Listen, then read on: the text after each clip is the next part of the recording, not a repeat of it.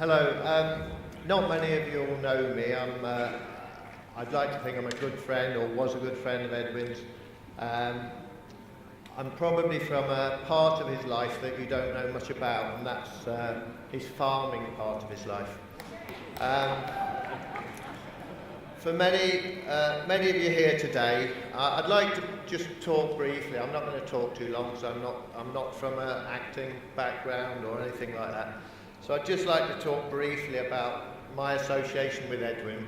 But really, the main theme of what I'd like to talk about is opportunity, because Edwin gave me and my wife and family an opportunity that was absolutely, we're eternally grateful for.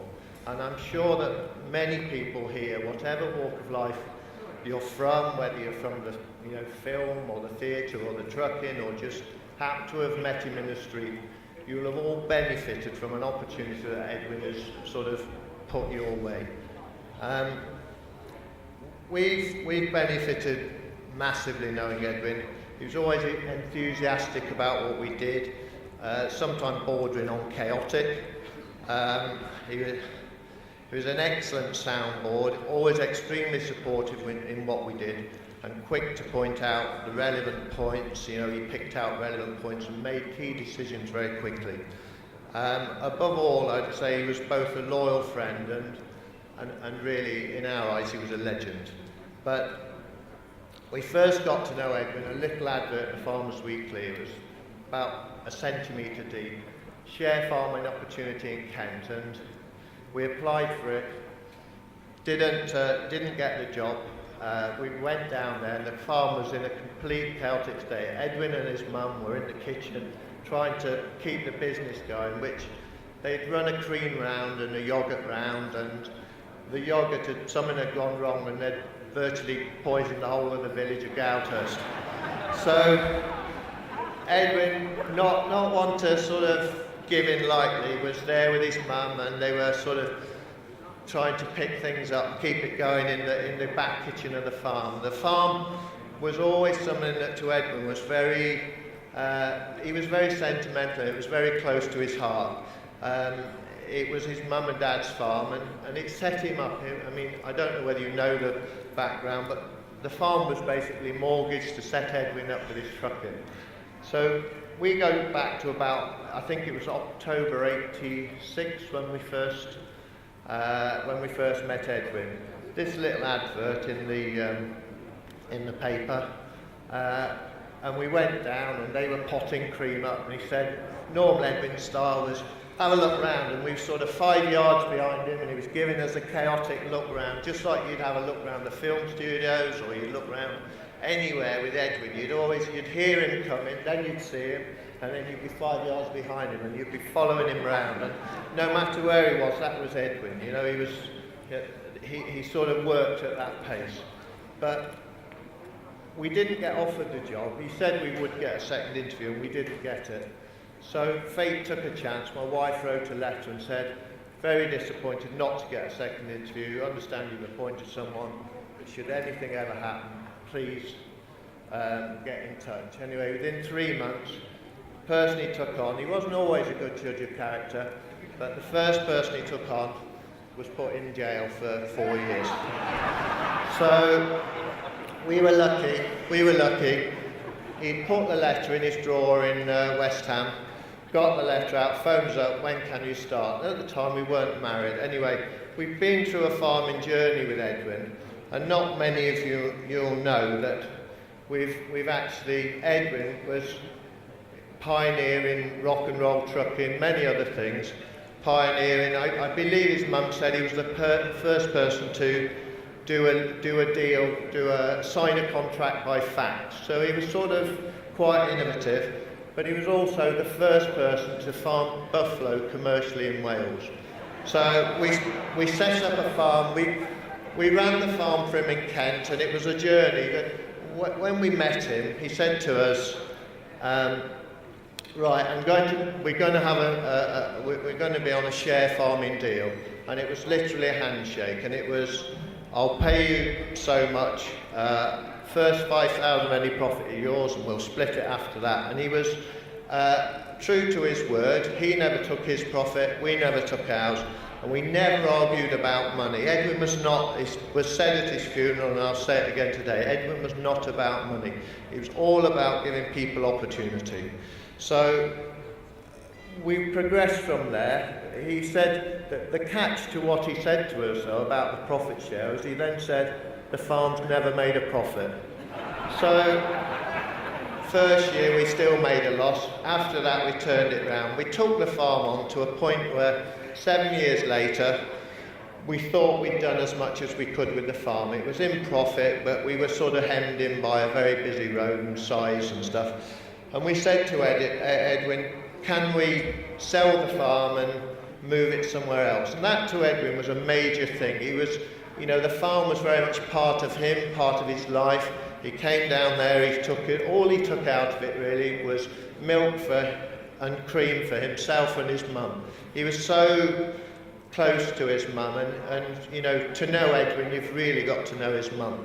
But I go back to that, even when we said, look, we want to move on, Edwin, and he'd given us an opportunity there that we would never have had anywhere else. We decided to sell the business and we moved to Wales. And Edwin said, yes, I could do with some money out of the business, but I'll put some behind you. And he trusted our judgment, trusted in us. We bought a farm in Wales, we then bought another farm, and so on and so on. And he never, throughout whatever he was doing, even if he was cash-strapped in the film studios or whatever, he never came to us putting pressure on us. He invited us to buy into the business, and over the years we bought him out of the business. But he always felt, and his words literally were, when he was the major shareholder and we bought shares off him, I trust it will be the same now as it was when when I was the major shareholder. And I think he would have felt that way. But the opportunity he gave us, and the opportunity he gave so many people, the 3 mills, I remember seeing a picture of him sat in the road in Stratford City Challenge, and he said he would create these film studios, he would create sort of 200 or 160 jobs. He did it all, he did it all. And he was a man of extremely principled, and his morals, he would stick with them. I mean, he had his ups. Trucking company was, obviously a massive success. And the film studios was a massive success. It was only spoilt by corporate greed and nothing else. And, I think everyone should, well, I'm sure everyone here recognises that the enterprise Edwin put into that film studios, it would never have happened under any other sort of organisation. It needed someone with his enthusiasm and drive. So these are my notes. I'm not reading them at all. I'm making it up as I go along. So,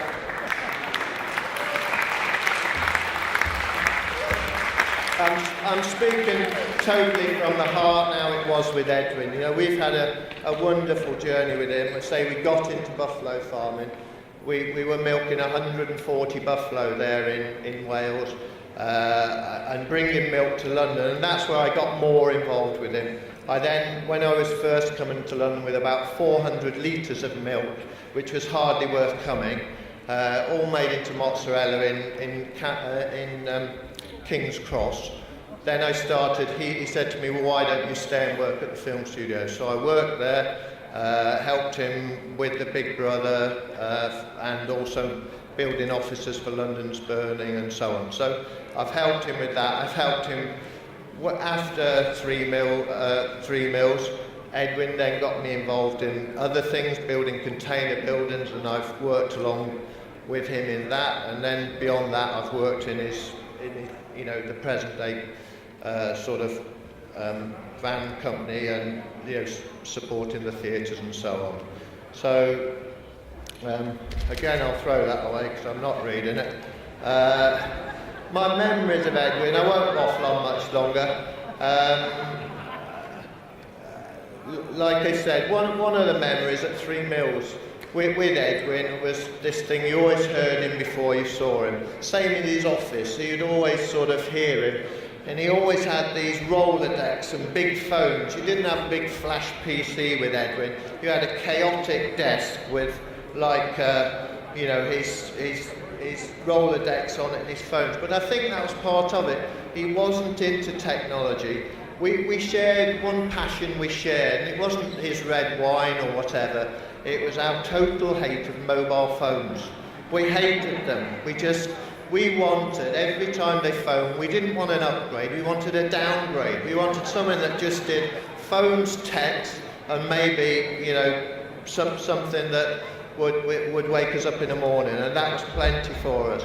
And Edwin and myself would spend hours talking about mobile phones, how the screens had gone, you couldn't get them on, they couldn't charge them up, and the problems it was causing. It was just one of our little things together. The other thing with Edwin was newspapers. We had cut-ins in newspapers. He would always, and that was another thing with Edwin, he'd always got time for people. He would sit down, he would take cut-ins out of papers, he would send them to us, but so many things, you'd think someone's so busy they wouldn't bother, but not Edwin. He'd always got time for people. Marg now is having to pick up the mess, she's having to sort of, she's on about her 6 bin bag, I think, somewhere, and she's only got the second stair, because Edwin collected papers. When we met him at a wedding once in Spain, he turned up with a carrier bag full, which is again typical of Edwin, but full of papers. And he said, I've got these old papers, they're about a year old, but it should give me time to catch up and read them. And that's how he was. He loved reading papers. If you looked at the pictures at the funeral, in the pub afterwards, there was Edwin in his rock and roll days, long hair, sat in a sort of Windsor back chair reading a paper. Not really rock and roll, but that's how he was. He wasn't conventional. So anyway, I'm not going to waffle on anymore. I'm not reading this. I don't know why I've sat out there trying to write it, because it doesn't all add up. I'm going to just conclude really and say once again, pardon? I haven't got one here, but if anyone ever wants to come and see, again, I'll take the opportunity. We have a pet buffalo you can come and ride at home. We still have buffalo. So we did sell out the buffalo. We were farming buffalo for about 15 years with Edwin's involvement. We sold out 3 years ago to Jody Scheckter, and so when you hear Jody Scheckter saying he was the first in Buffalo, he wasn't. Edwin Shirley was there before him. So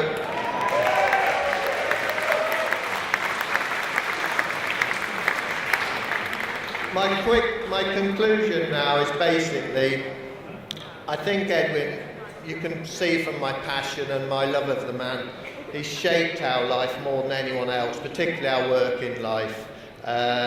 The opportunity gave us to start with nothing and do what we've done. And he would always back us, just fucking do it, Rob, just fucking do it, would be how Edwin would say. He wouldn't, you know, didn't mince his words. If we had an opportunity to travel with Buffalo, we went to the Philippines, we went to Venezuela, we went to Italy, we went to Romania.